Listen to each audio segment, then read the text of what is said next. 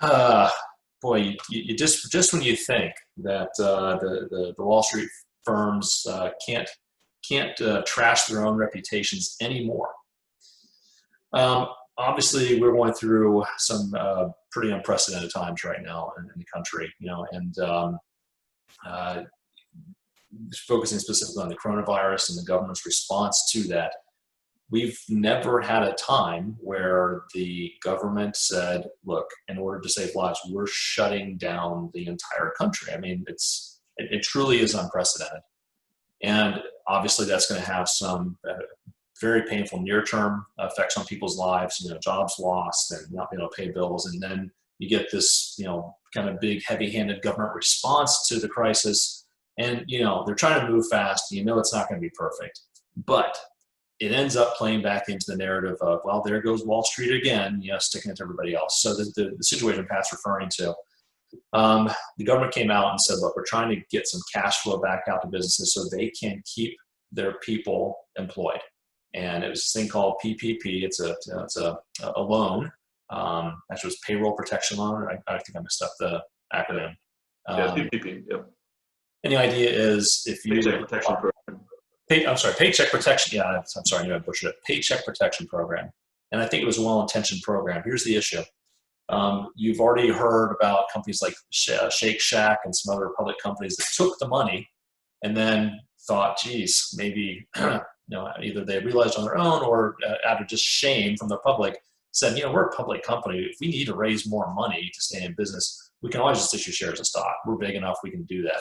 These loans, I think the intention was that they would go to small businesses, whatever your definition of small is.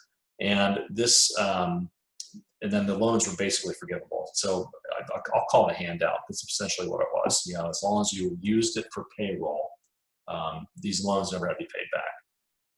So again, difference between intentions and outcomes. Some larger companies were getting the loans. The Los Angeles Lakers took a loan. Just kind of just crazy stuff. I mean, they sent it back.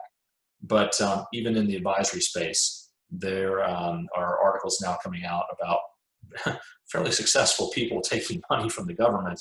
And the concern I would have, and this is getting back to Pat's point, I would ask, if I'm interviewing a prospective advisor, did you take a government handout in the form of a PPP loan? I would just straight up ask, because apparently it happened quite a bit. And if you look at the words and the application, actually, Pat, do you have it in front of you? Yeah, so it says current economic uncertainty makes this loan request necessary to support the ongoing operations of the applicant.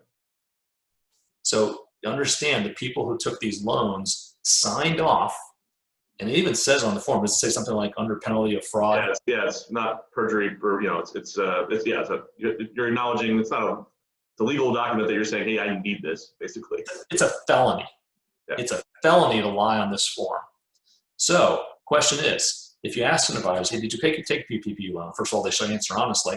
But if they say, yes, I did, read the sentence again, Pat. What are they testifying to? Current economic uncertainty makes this loan request necessary to support the ongoing operations of the business. I need this money to stay in business. I need this government handout to stay in business. Do you want to work with someone who has to answer yes to that question? Whew, that's bad. So anyway, I'm just that was and it's in the Wall Street Journal today. There's some firms being named now as being recipients of loans, and anyway, I'll get off my soapbox about that. But these are the types of things I hate that you all have to think to ask this stuff, but you kind of have to think to ask this stuff. Just kind of give you something else you can run past someone if you're looking at working with an advisor. And in case before anyone types it in, no, we did not take a PPP loan. You can tell, but I just thought I'd make that clear. Yeah. So someone asked, I wonder if there's a public list of PPE loans. That's actually coming, or will be coming. So there's a bunch of newspapers or parent companies of newspapers suing, trying to bring legal action against the SBA, the Small Business Association Administration, for that exact thing. They want to publish in their local paper. Cincinnati has the Business Courier, but that organization has papers all over the place.